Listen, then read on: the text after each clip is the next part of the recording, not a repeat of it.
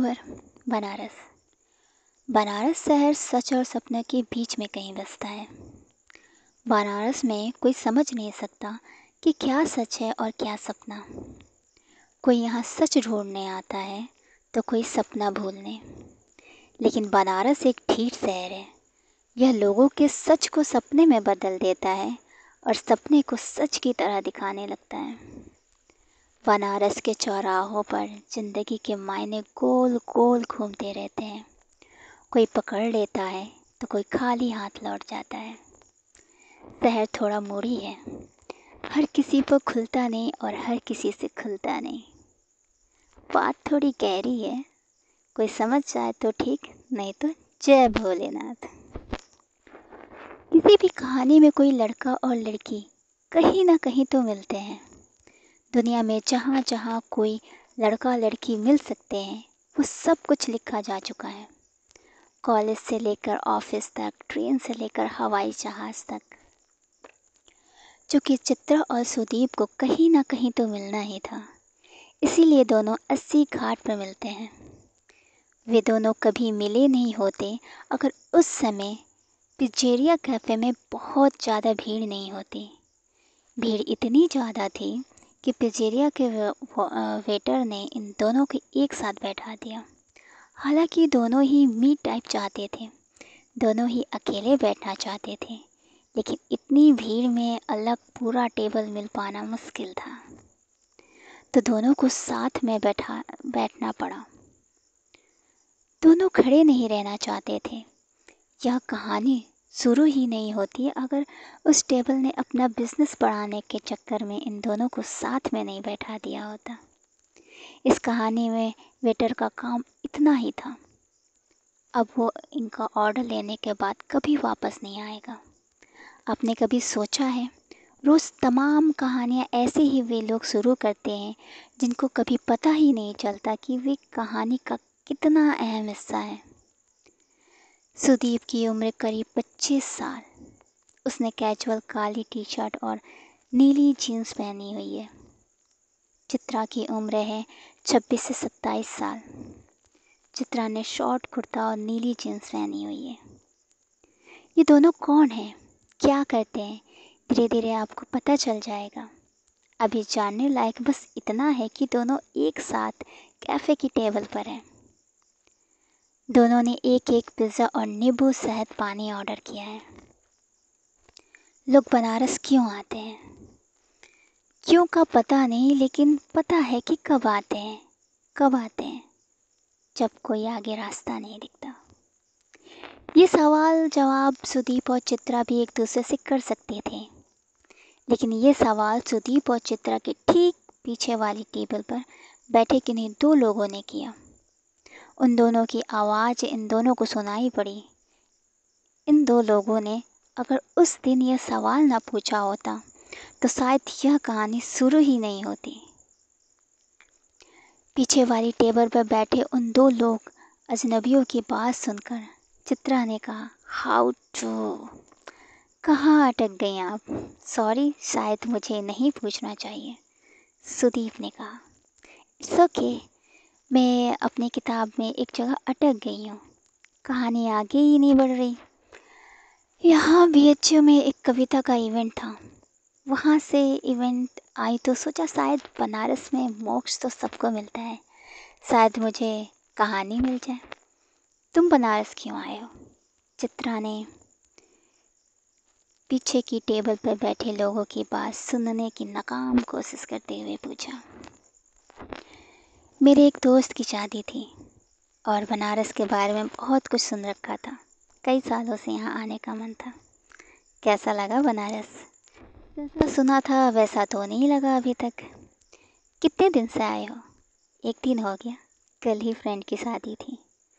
बनारस चढ़ने में टाइम लगता है, चित्रा ने कहा। सॉरी, मैं समझा नहीं। 2 दिन के लिए आओगे तो बनारस कभी अच्छा नहीं लगेगा। बनारस आओ तो फुर्सत से आओ। बनारस आते बहुत लोग हैं, लेकिन पहुंच कम लोग पाते हैं। तुम्हारी यह आखिरी लाइन मेरे ऊपर से गुजर गई, लेकिन एक बात बताओ, ज़्यादा दिन रुकने से बनारस थोड़े बदल जाएगा।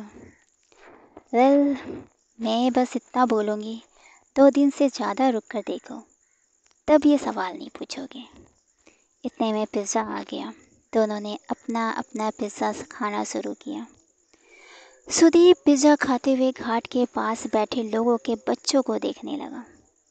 वो बच्चे शायद बनारस हिंदू यूनिवर्सिटी के आर्ट्स कॉलेज के थे। वे घाट पर बैठकर घाट का स्केच बना रहे थे। कुछ लोगों को पता भी नहीं था कि उनका एक हिस्सा किसी अनजान लड़के के स्केच में कैद हो जाएगा। हमारे कितने हिस्से दुनिया में कहाँ कहाँ कैद है, यह हम कभी नहीं जान पाएंगे। दोनों आधा पिज्ज़ा खाने तक कुछ नहीं बोले, क्योंकि भीड़ बहुत थी। तो वेटर ने सुदीप और चित्रा की टेबल पर 1-2 लोगों को और फिट करने की कोशिश की। चित्रा ने वेटर से कहा कि 1-2 लोग और हैं जो आ रहे हैं। वेटर को भी पता था चित्रा झूठ बोल रही है। चित्रा आराम से बैठना चाहती थी। देखो, पिज़्ज़ा आधा बचा है। अगर मैंने जल्दी खा लिया तो वेटर जाने के लिए बोलेगा। मुझे थोड़ी देर यहाँ बैठने का मन है। तब तक टाइम पास के लिए तुम अपने बारे में कुछ क्यों नहीं बताते? सुदीप चित्रा की बात सुनकर हंसा। कमाल है, मुझसे कोई ऐसे बात नहीं करता। वैसे टाइम पास के लिए तुम अपने बारे में कुछ क्यों नहीं बताती? पूछो। शहर शहर मतलब जहाँ की मैं हूँ या जहाँ मैं रहती हूँ। मोस्टली लोगों के 2 शहर होते हैं, एक जहाँ के हम होते हैं और एक जहाँ हम रहते हैं। जहाँ तुम रहती हो दिल्ली, और तुम्हारा? मुंबई। और तुम रहने वाली कहाँ की हो? भोपाल। और तुम? लखनऊ। वैसे ये शहर वाले सवालों से तुम बोरिंग सी नौकरी करने वाले एमबीए टाइप के लगते हो। तुम जज कर रही हो मुझे? हाँ, कर रही हूँ। अब कुछ अच्छा बताओ, चाहे झूठ बताओ, बस मज़ा आना चाहिए। मैंने 12th के बाद पढ़ाई नहीं की। What, are you serious? 100% serious. ये हुई ना बात। फिर करते क्या हो? मैं इतना कुछ खास नहीं करता। मैंने करने के लिए लोग रखे हुए हैं। ढील के आदि तुम तो फेंकने ही लगे। लेकिन चलो, कम से कम ये बोरिंग तो नहीं है। अब तुम पूछो, तुम किताब क्यों लिखना चाहती हो? फिर से बोरिंग सवाल। किसी को नहीं पता होता कि वो किताब क्यों लिखना चाहता है। फिर भी कोई तो वजह होगी। मुझे नहीं पता क्यों लिखना चाहती हूँ। शायद नेम फेम के लिए। अब मेरी बारी। पूछो, नाम क्या है तुम्हारा? अब तुम बोरिंग सवाल पूछने लगी। एक बोरिंग सवाल तो पूछ ही सकती हूँ। सुदीप यादव। एक मिनट। सुदीप यादव तो सुना हुआ नाम है। तुम्हारी कंपनी का नाम क्या है? फिर बोरिंग सवाल। अरे बताओ। बुक माई ट्रिप। तो तुम द सुदीप यादव हो? हाँ, सुदीप यादव। नाम के पहले दाल लग गया है। मुझे पता नहीं था। खासकर जब कोई इतना अच्छा पिज़्ज़ा खा रहा हो, तब तो मेरी बात बिल्कुल भी नहीं करनी चाहिए। सुदीप ने पिज़्ज़ा का एक पीस अपनी प्लेट में रखते हुए कहा। मैंने पेपर में पढ़ा है तुम्हारे बारे में, लेकिन ये स्टार्टअप वगैरह मुझे ज़्यादा समझ नहीं आता। मैं अखबार नहीं पढ़ता, इतना टाइम ही नहीं रहता। तो तुम्हें पता कैसे चलता है कि आसपास क्या चल रहा है?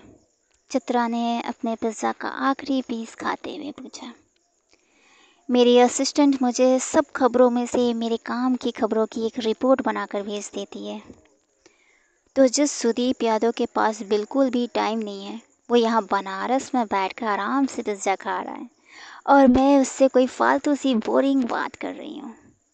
बताया ना, मैं एक दोस्त की शादी में आया था, और फिर मैंने 3 दिन का ब्रेक भी लिया है। ब्रेक किस लिए? मेरे डॉक्टर ने दवा के साथ छुट्टी भी प्रिस्क्राइब की थी। बनारस का प्लान बना तो सोचा यहाँ रुक कर देखते हैं। हुआ क्या है तुम्हें? तुम ज़्यादा ही पर्सनल नहीं हो रही हो? राइटर कब से जर्नलिस्ट टाइप सवाल पूछने लगे। सुदीप ने अपना पिज़्ज़ा खत्म किया। वेटर अब तक इनकी टेबल पर घात लगाए बैठा था। सॉरी, लेकिन सुदीप यादव ऐसे ही किसी टेबल पर टकरा जाए तो थोड़ा एक्साइटमेंट तो बनता है। मैं झूठ बोल रहा था, मैं सुदीप यादव नहीं हूँ, ना ही मेरी कोई कंपनी है। मैंने एमबीए किया है और मैं नॉर्मल सी नौकरी करता हूँ। सुदीप यादव के बारे में आर्टिकल पढ़ा था कभी, बस आज मौका देकर फेंक दिया। चित्रा को कुछ समझ नहीं आया कि सामने बैठा हुआ लड़का सच बोल रहा है या झूठ। आरती शुरू होने को है। अच्छा लगा आपसे मिलकर मिस राइटर। चित्रा पाठक नाम है मेरा। और तुम्हारा? क्या फ़र्क पड़ता है, मान तो सुदीप यादव ही है। अपनी किताब पूरी कर लेना तो भेजना मुझे। कंपनी की वेबसाइट पर मेरा एड्रेस है। सुदीप आरती देखने चला गया और वहाँ उन बच्चों के स्केच का हिस्सा बन गया। चित्रा ने अपना बिल अदा किया, वह भी घाट का आरती देखने बैठ गई।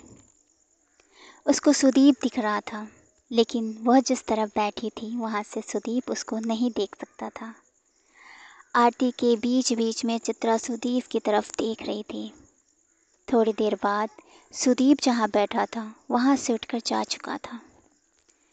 चित्रा ने 1-2 मिनट तक उसको आसपास देखने की कोशिश की, लेकिन वह दिखा नहीं। हर अधूरी मुलाकात एक पूरी मुलाकात की उम्मीद लेकर आती है। हर पूरी मुलाकात अगली पूरी मुलाकात से पहले की अधूरी मुलाकात बनकर रह जाती है। एक अधूरी उम्मीद ही तो है जिसके सहारे हम बूढ़े होकर भी बूढ़े नहीं होते। किसी बूढ़े आशिक के मरने के ठीक पहले कहा था कि एक छटाक भर उम्मीद पर साली इतनी बड़ी दुनिया टिकी रहती है, तो मरने के बाद दूसरी दुनिया में उसकी उम्मीद बांध कर तो मर ही सकता हूँ। बूढ़ों की उम्मीद भरी बातें सुननी चाहिए, अच्छी लगती है, बस उन पर यकीन नहीं करना चाहिए। लेकिन ये सब बातें एक उम्र में समझ कहाँ आती है।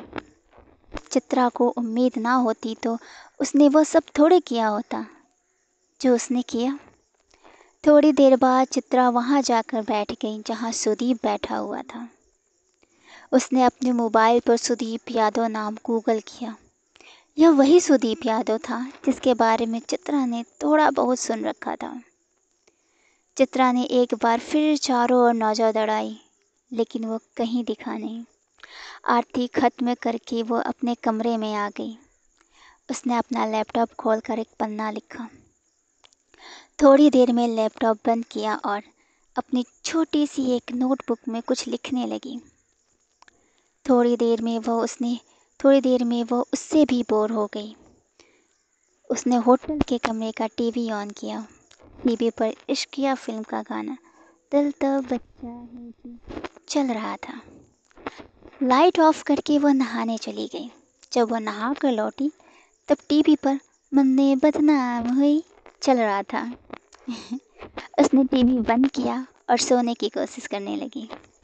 उधर सुदीप ने ताज होटल में एंट्री करते ही रिसेप्शन पर अपने लिए अपडेट पूछा। रिसेप्शन पर खड़ी लड़की ने उसको बड़ी इज्जत से बताया कि अभिजात सर का फ़ोन आया था। उन्होंने कहा है कि ऑफिस में सब नॉर्मल है, आप आराम से अपनी छुट्टी पर रहें। कुछ भी अर्जेंट होगा तो वो आपके लिए मैसेज छोड़ देंगे। सुदीप ने रिसेप्शन वाली लड़की को सुबह 5 बजे बैकअप कॉल देने के लिए कहा। उसने डिनर लिया और कमरे में आकर दवा खाकर टीवी ऑन कर दिया। उसने ध्यान नहीं दिया था कि टीवी का वॉल्यूम बहुत तेज़ था और टीवी ऑन करते ही मन्ने बदनाम हुई गाना बजना शुरू हुआ। उसने तुरंत टीवी बंद कर दिया। सुदीप ने सोने की कोशिश करते हुए आसमान में देखा। उधर चित्रा अभी तक सो चुकी थी। 10 अक्टूबर 2010 सुबह 6 बजे 80 घाट बनारस। इसके आगे की स्टोरी नेक्स्ट पार्ट में। धन्यवाद।